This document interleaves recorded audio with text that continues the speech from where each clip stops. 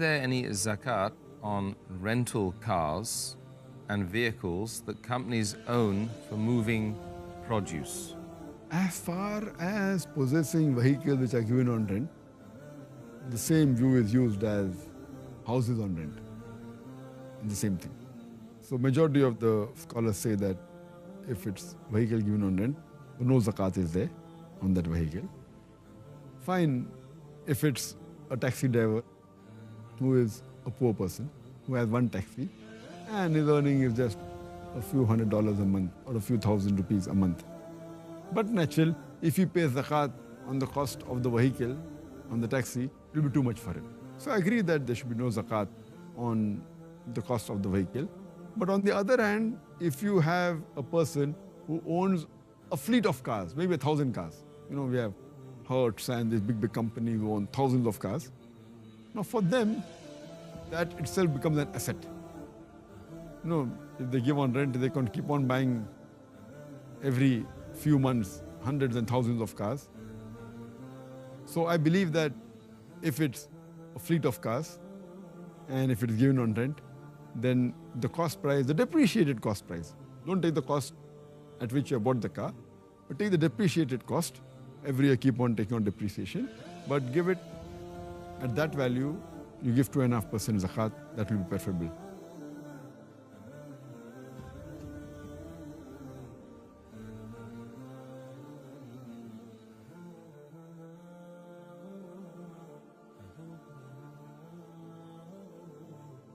کہ اللہ کا قرب حاصل کرنے کے لیے اللہ فرماتا ہے جو چیز سب سے زیادہ پسند ہے نا وہ میرے نام پہ دو گے تو تب جا کے تمہیں اللہ کا قرب حاصل ہوگا.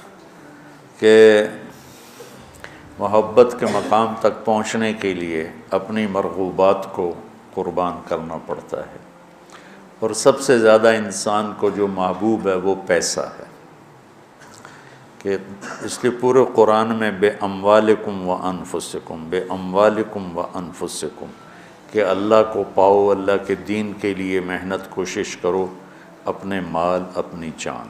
مال کا ذکر پہلے ہے اور جان کا ذکر بعد میں ہے. کہ حالانکہ جان قیمتی ہے مال سے، لیکن مال کو مقدم اس لیے کیا ہے کہ لوگ مال پر اپنی جانیں قربان کر دیتے ہیں.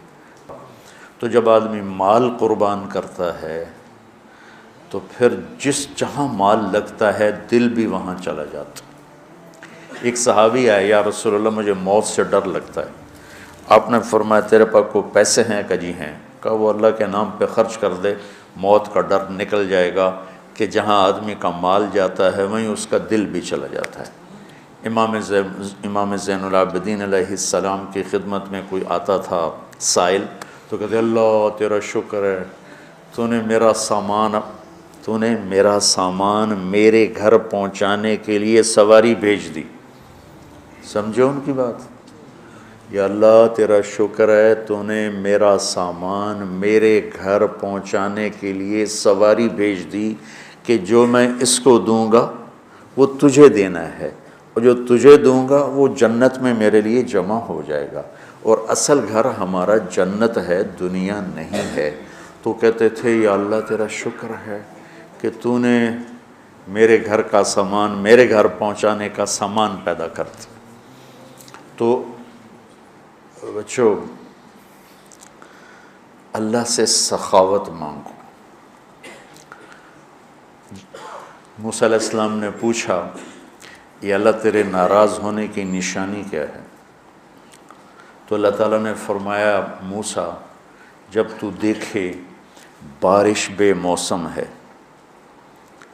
اور پیسہ بخیلوں کے پاس ہے اور حکومت نادانوں کے پاس ہے تو سمجھو میں ناراض ہو چکا ہوں. جب بارشیں بے موقع ہوں، پیسہ بخیلوں کے پاس ہو جو نہ خود خرچ کریں نہ کسی اور پہ خرچ کریں، اور حکومت بے وقوفوں کے پاس ہو تو میں ناراض ہوں. کہ یا اللہ جب تو راضی ہو پھر جب تو دیکھے بارشیں موقع پر ہو رہی ہیں، پیسہ سخیوں کے پاس ہے، حکومت سمجھداروں کے پاس ہے، تو سمجھ لے کہ میں لوگوں سے راضی ہوں اور ان سے میں خوش ہوں. آج پیسہ بخیلوں کے پاس، سخی بہت تھوڑے ہیں جن کے پاس پیسہ، ورنہ سب بخیلوں کے پاس جو بالکل کالا سیاہ سپ بن کے اتنے بیٹھے کہ نہیں خرچ کرنا. اور ایک کم وقت ہوتا ہے، وہ بخیل کا بھی پیو ہوتا ہے، وہ شحیح ہوتا ہے.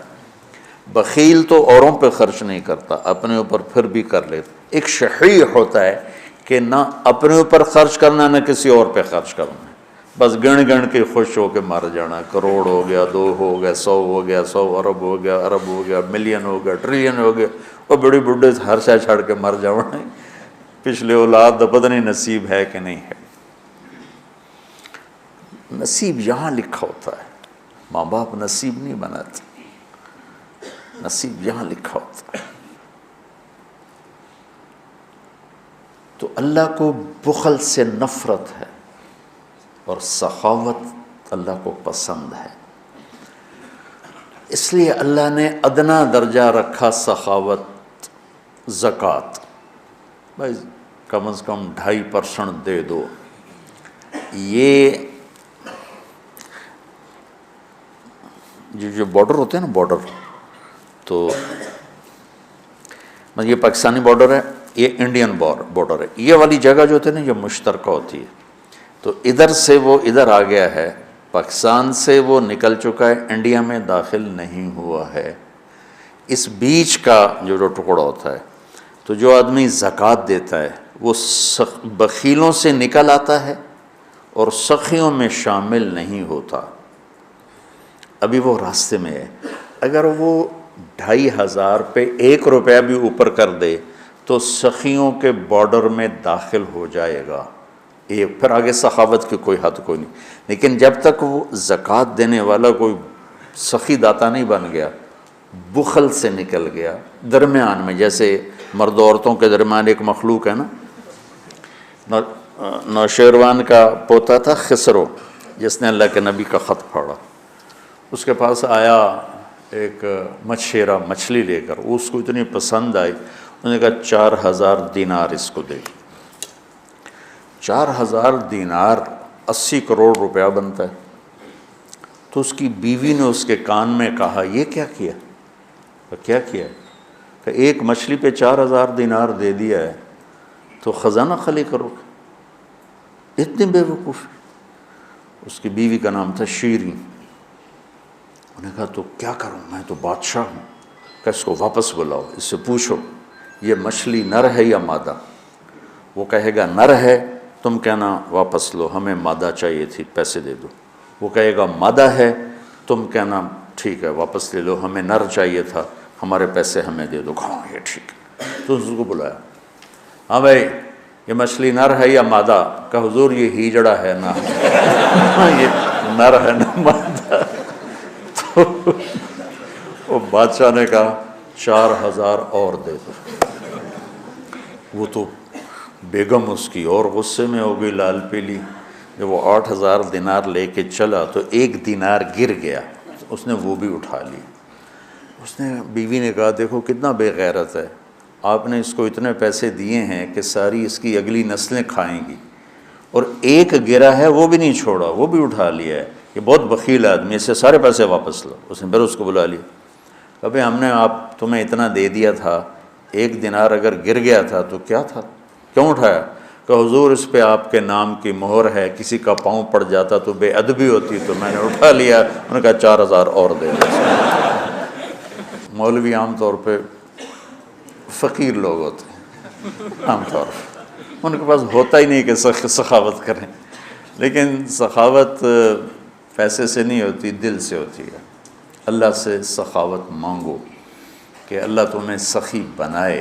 عورتوں سے بھی کہتا ہوں، مردوں سے بھی کہتا ہوں، اللہ کے نام پہ خرچ کرنے کی عادت ڈالو.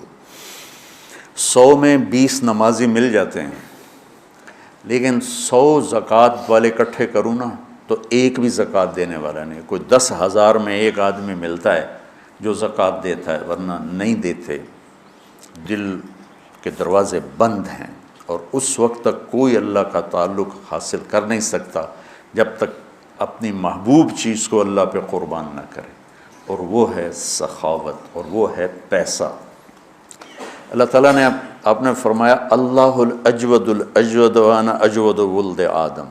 آپ نے کہا دیکھو بھائی سب سے بڑا سخی اللہ ہے اور پھر اللہ کے بعد سب سے بڑا سخی تمہارا نبی ہے. وانا اجود ولد آدم, میں سب سے بڑا سخی ہوں.